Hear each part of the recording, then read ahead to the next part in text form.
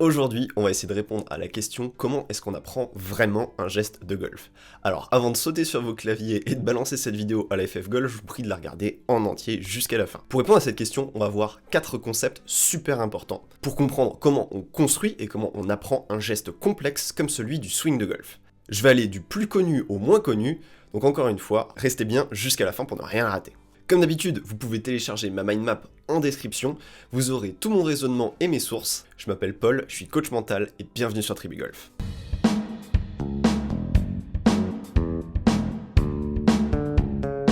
Aujourd'hui, on va parler de neuropsychologie. La neuropsychologie, c'est une discipline un petit peu entre deux domaines qui va s'intéresser à la fois à la psychologie, donc à comment pensent et comment réagissent les êtres humains, mais aussi au côté neurosciences, c'est-à-dire à qu'est-ce qui se passe concrètement dans le cerveau.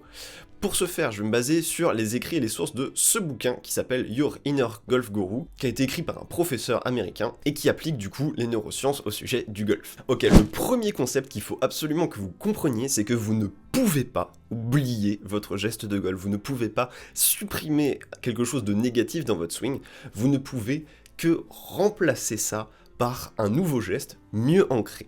En fait, automatiser son swing de golf, c'est simplement créer un geste par défaut, et je vais vous expliquer tout de suite comment faire ça.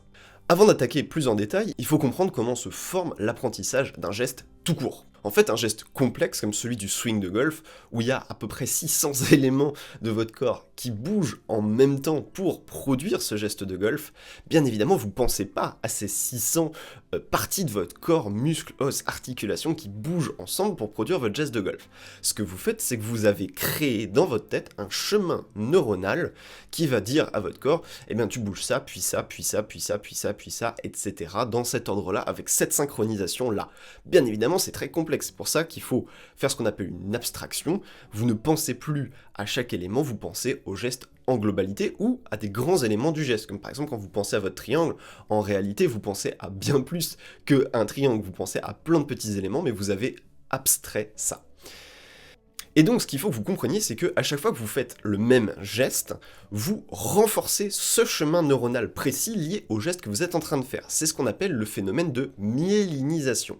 La myélinisation, ou la matière blanche du cerveau, c'est une gaine qui va se former autour des axones de vos neurones. Alors, si vous êtes pas du tout dans la neuroscience, je vous mets tout de suite le schéma. En fait, ce qu'il faut comprendre, c'est que quand on parle de chemin neuronal, c'est un chemin qui suit de neurone en neurone et qui va suivre les axones, passer par les synapses, etc. Là, pour le coup, je ne vais pas vous refaire le cours de sciences, je simplifie à outrance.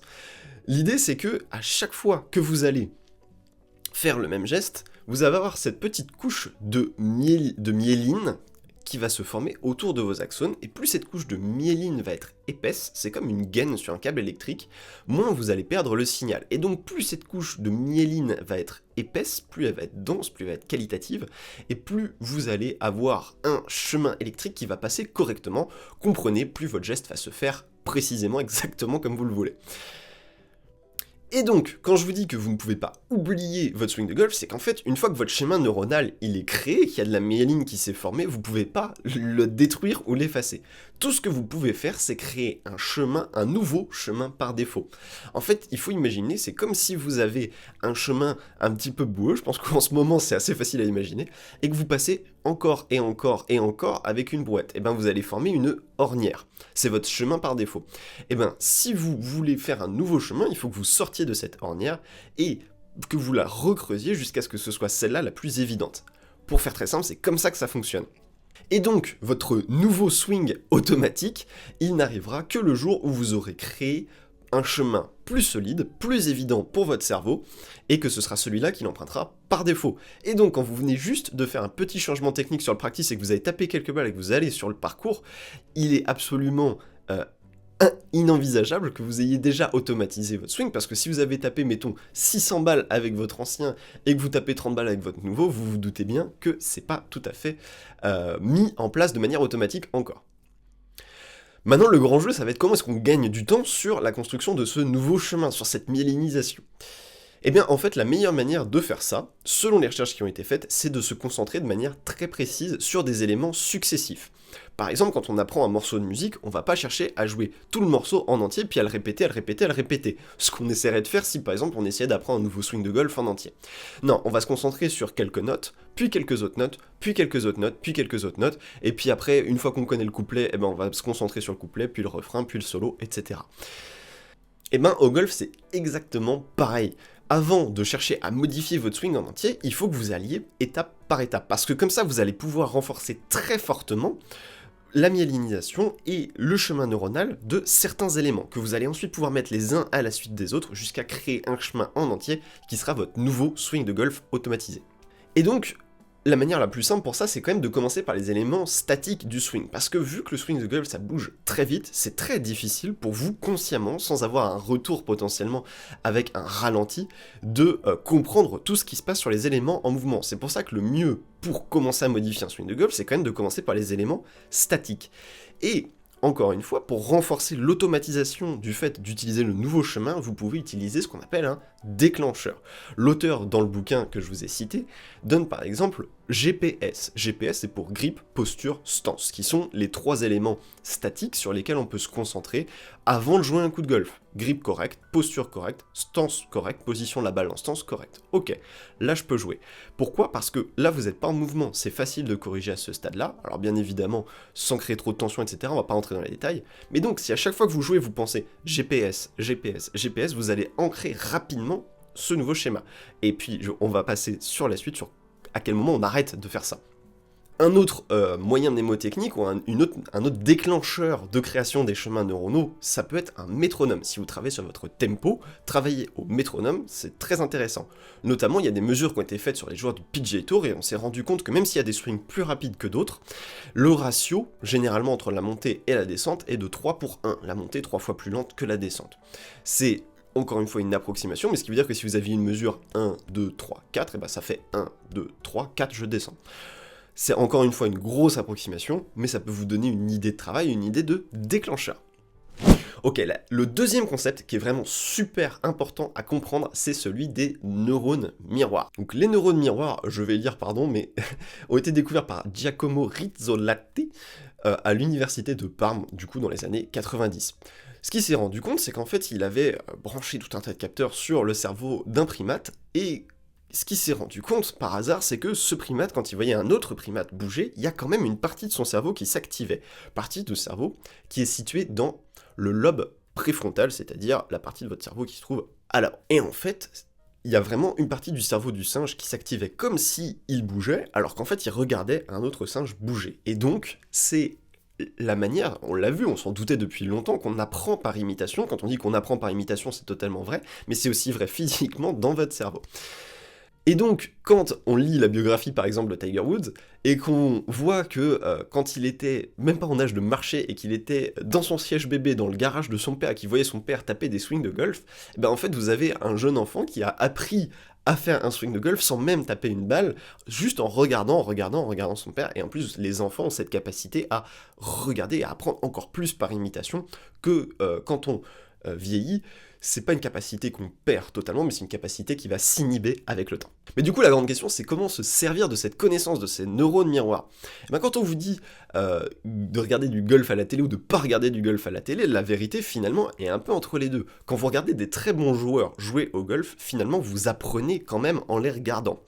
La nuance à ça, quand même, et je vous entends tout de suite venir, c'est « oui, mais moi je suis senior, ou moi je suis une femme, ou moi je suis junior ». Et bien du coup, essayez plutôt de regarder et de vous focaliser sur des swings qui vous ressemblent. Alors vous pouvez toujours regarder le PGA Tour pour le plaisir, même si vous êtes senior, bien évidemment, mais du coup, dans votre manière de le regarder, si vous voulez vraiment bénéficier au maximum de ces neurones miroirs, mettez-vous dans une situation d'apprendre et d'absorber de ces swings, et donc mettez-vous dans ce qu'on appelle une expérience associative, c'est-à-dire imaginez-vous à la place de la personne qui est en train de faire le swing, et imaginez, essayez de ressentir ce que ça ferait dans votre corps d'avoir ce swing-là et de bouger de la même manière que cette personne. Ah ok, sans forcément essayer de le penser, mais simplement laissez vos neurones miroirs faire et vous faire cette espèce de connexion, cette espèce d'interface qui est déjà prévue dans votre cerveau, et juste laissez ça se faire. Pas simplement regarder passivement. Il y a un autre point qui peut être important à prendre en compte quand vous essayez d'apprendre comme ça par imitation, c'est d'imiter des gens qui ont un profil biomécanique proche du vôtre. Ça pourrait être une vidéo entière. J'en ai un tout petit peu parlé dans la vidéo sur les différents types de golfeurs que je vous mettrai là-haut. Et si c'est un sujet qui vous intéresse, n'hésitez pas à me laisser un commentaire sur comment trouver des joueurs qu'on peut imiter parce qu'ils ont le même profil biomécanique que nous. Allez, on passe au troisième concept super important, qui sont les 3 phases de l'apprentissage, et surtout les 3 phases à maîtriser pour faire un apprentissage rapide. La première phase que vous devez connaître, c'est la phase cognitive, c'est-à-dire la phase où vous pensez pour faire. Donc ce qui se passe dans votre cerveau, c'est « je dois faire ça pour faire le swing de golf, je dois faire comme ça, je dois monter mes mains comme ça, je dois monter plus extérieur, je dois arrêter mon club là ». Voilà, je pense que vous avez l'idée. Vous êtes concentré sur vous-même, sur vos sensations internes, ce qu'on appelle un focus 100% interne. En l'occurrence, tout ce qui vous intéresse, c'est ce qui se passe quand vous êtes au practice et que vous êtes en train de travailler quelque chose, c'est ce que vous êtes en train de faire et comment vous essayez de bouger votre corps, et comme on l'a dit avant, idéalement une partie précise de votre corps. Donc là, on est sur un dialogue qui est interne et conscient, c'est-à-dire que vous vous entendez parler, c'est volontaire, vous vous parlez, mais de manière volontaire, en donnant des indications à votre corps. C'est ce qu'on va retrouver quand on fait vraiment un travail technique, encore une fois sur le practice. Après, vous passez dans la deuxième phase, qui est la phase associative. La manière dont vous pensez à ce stade-là, c'est « je dois faire ceci pour obtenir cela ». C'est-à-dire, si je veux que ma balle fasse un fade, il faut que je positionne mon club de telle manière, il faut que je sois comme ci, comme ça. C'est donc un mélange à la fois interne et externe. C'est-à-dire que vous avez déjà une notion externe, c'est-à-dire potentiellement la visualisation de la trajectoire, si je reprends le fade, et un focus interne qui est « ok, il faut que je bouge mon club de telle manière pour obtenir telle trajectoire ». Vous avez donc ce côté focus mixte. Encore une fois, c'est un dialogue qui va être certes conscient, vous demandez quelque chose de manière consciente et vous réfléchissez de manière consciente. C'est ce que vous allez retrouver dans votre entraînement dans une phase, qu'on va dire, de test ou de mise en situation. Souvent, quand vous allez prendre un cours de golf, ou même quand vous allez vous entraîner, vous allez d'abord faire un travail technique. Donc, pour faire un fade, je vais essayer de bouger mon club comme ça. Et ensuite, après, vous allez faire de la mise en situation en disant, je vais viser cette cible, je vais faire partir ma balle à gauche de cette cible et la faire revenir à droite pour justement avoir mon fade et je vais m'entraîner à le faire autour de telle cible ou telle autre cible. Et ensuite, vous allez passer dans la troisième phase, qui est la phase autonome. C'est-à-dire qu'à ce moment-là, vous ne pensez pas, vous dites juste « je veux ça, je veux un fade ». Et là, vous n'avez pas de dialogue conscient qui vient vous dire « ok, il faut que je bouge mon club comme ça, que je mette mon club comme ça ». La plupart des très bons joueurs, si vous leur demandez, ils vont vous dire qu'ils voient presque comment leur balle va réagir juste en bougeant un tout petit peu leur face de club à l'adresse. Parce qu'ils ont justement complètement associé comment bouge leur corps avec le résultat à produire. À ce stade-là, vous êtes complètement focus sur la cible ou sur la trajectoire, c'est-à-dire sur la tâche à réaliser, sur ce que vous cherchez à faire. Sur le petit jeu, ça serait par exemple sur le point de chute, et sur le putting, ça serait par exemple sur le point où vous voulez faire rentrer votre balle dans le trou, ou alors le point sur lequel vous voulez faire passer votre balle sur le green. Là, vous êtes 100% sur un focus externe. Vous vous intéressez pas à ce qui se passe dans votre corps, vous vous intéressez à ce qui se passe à l'extérieur de votre corps. C'est l'objectif sur le parcours, c'est ça que vous voulez atteindre sur le parcours, et c'est très important parce que je vois beaucoup de golfeurs, notamment arriver autour des 90, souvent ceux qui sont bloqués entre les 100 et les 90, vous allez être bloqué et vous n'allez pas passer dans cette phase autonome, vous restez dans la phase mixte, voire pire dans la phase cognitive, même sur le parcours. Quand vous êtes à un moment donné en recherche de phase autonome, c'est-à-dire que vous voulez valider complètement votre apprentissage, il faut arrêter de penser, quand vous jouez un morceau de guitare, à un moment donné, quand vous le connaissez, vous arrêtez de penser à vos doigts ou à vos accords, vous pensez juste à la mélodie dans votre tête et elle va se faire toute seule. Ou alors vous pensez à des grands éléments, mais vous laissez vos doigts faire tout seul. Et bien en golf, c'est pareil, quand vous êtes sur le parcours, vous pouvez pas jouer en vous disant, ok, geste comme ça, geste comme si. Vous pouvez parfois avoir des clés de swing, des intérêts principaux, mais encore une fois, qui sont construits de manière intelligente pour faciliter cette phase autonome. Et donc plus vous allez être entraîné à passer ces 3 phases, à les connaître, à être conscient que vous êtes dans l'une ou l'autre de ces 3 phases, et plus vous allez pouvoir accélérer le processus. C'est-à-dire que c'est pas je suis dans la phase autonome, c'est bon, je suis le meilleur joueur du monde, j'arrête ou j'arrête de progresser. Non, pas du tout. Vous allez repasser par la phase cognitive à chaque fois que vous allez chercher à changer quelque chose. Par exemple, votre montée vous va pas, vous allez vous concentrer sur votre montée, phase cognitive. Vous allez ensuite taper des balles avec un objectif, soit un objectif de précision, soit un objectif d'effet, soit un objectif de distance, peu importe. Ce sera votre phase associative, pardon, et enfin, vous allez aller sur le parcours, vous allez penser à rien de tout ça, vous allez juste potentiellement mesurer vos résultats, vos statistiques après coup, mais pas pendant que vous allez être en train de jouer. Et c'est comme ça que vous allez apprendre de plus en plus vite en maîtrisant et en étant à l'aise dans ces 3 phases. Et enfin, le 4e concept qui est vraiment très important, c'est de comprendre qu'est-ce que c'est réellement un cours de golf et à quoi ça sert réellement un cours de golf. Je vois beaucoup de personnes qui soit ont pris beaucoup de cours de golf, soit en ont pas pris du tout. Et il y a parfois des entre-deux, bien évidemment, mais en fait, la question qu'il faut se poser, c'est du coup, quel est le rôle du cours de golf là-dedans? Une fois qu'on a compris comment fonctionne notre cerveau, qu'est-ce qu'on fait, qu'on peut finalement soi-même observer les autres, comprendre comment ça fonctionne chez les autres, chez ceux qui font bien, et ensuite répliquer chez nous, du coup, quel est le rôle du prof de golf là-dedans? Pourquoi est-ce qu'on peut se poser cette question? Parce qu'il y a beaucoup de très grands joueurs qui n'ont jamais pris de cours de golf de toute leur vie, ou qui en ont pris quelques-uns une fois qu'ils étaient arrivés au top niveau. Mais il y a des joueurs qui sont passés scratch sans jamais prendre un seul cours de golf de leur vie. Je vais vous donner quelques exemples de noms. Vous avez Sam Snead, vous avez Lee Trevino, vous avez bien évidemment Bubba Watson qui est très connu pour ça, et qui effectivement a des trajectoires de balles et un swing qui est assez atypique, mais ça l'empêche pas d'être au top niveau.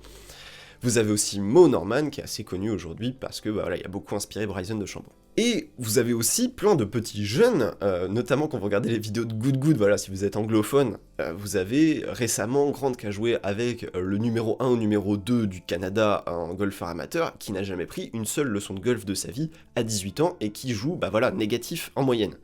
Donc, comment ça se fait? Pourquoi c'est possible? Et surtout, comment est-ce qu'on peut s'inspirer de ça pour nous accélérer notre progression? Donc du coup, comment ça se fait que ces personnes-là ont réussi à apprendre le swing de golf, et est-ce que ça veut dire qu'il faut qu'on arrête de faire des cours de golf? Alors je vous dis tout de suite, la réponse est non, à mon sens.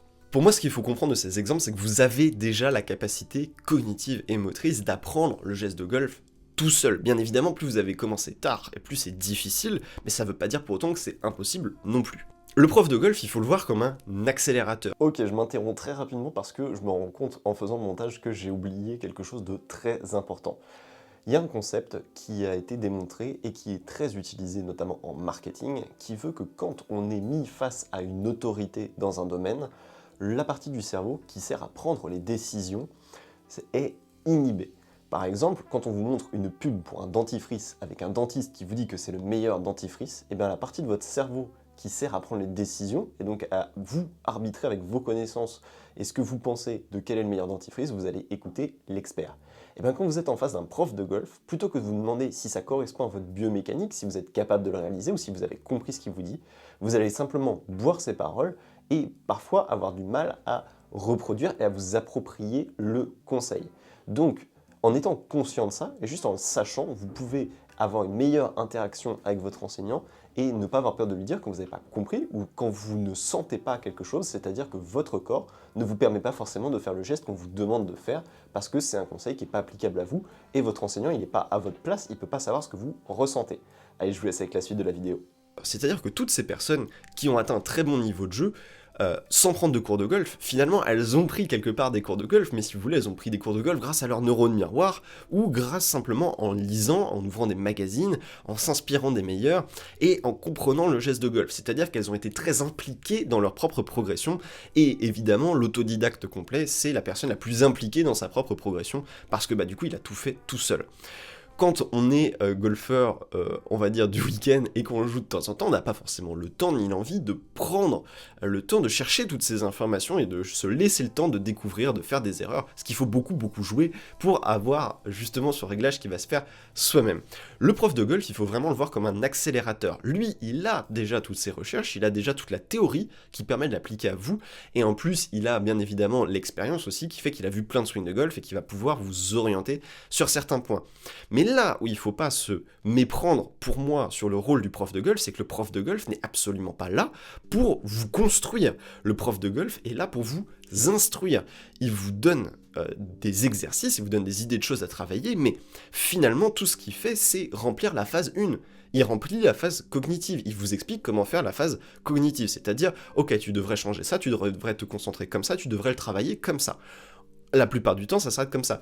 Je ne parle pas bien évidemment des cas exceptionnels de coachs de très haut niveau qui vous accompagnent sur toute la progression, ou sur des coachs mentaux qui vont intervenir de manière différente. Donc comprenez bien que c'est à vous de faire de manière interne le travail. Personne ne fera le travail à votre place. Donc si vous allez en cours de golf en vous disant on va me donner une solution magique, on va me donner, ou si vous regardez une vidéo YouTube, c'est exactement la même chose, d'accord? Que vous dites que vous allez avoir le déclic, le truc magique qui fait que c'est bon, votre swing va être en place, mais pas du tout.